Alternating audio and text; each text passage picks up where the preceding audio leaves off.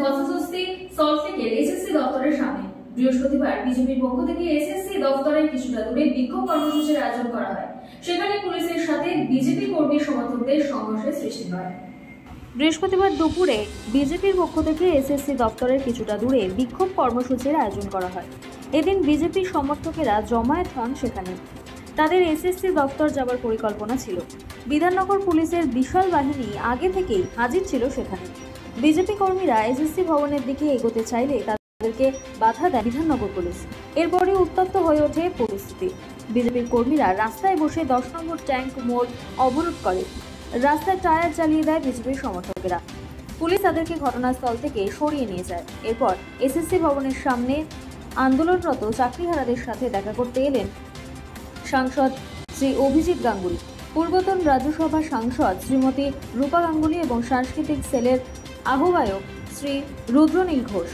তাদের দাবি দাবা শুনলেন তারা। Report রাতদিন news network. আমরা যোগ্যদের চাকরি ফেরত চাই। আমরা কিন্তু সম্পূর্ণ 25,753 জনের জন্য নয়, আমরা কিন্তু এসছি কেবলমাত্র ওই 17,003 জনের মধ্যে যারা প্রকৃত যোগ্য তাদের জন্য রাস্তায় নেমে আজ আমরা লড়াই করছি।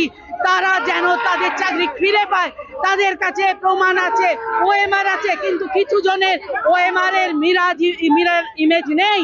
সেই কারণে আজ 17,003 জনের থেকে কাকর আর চাল আলাদা করা যাচ্ছে না।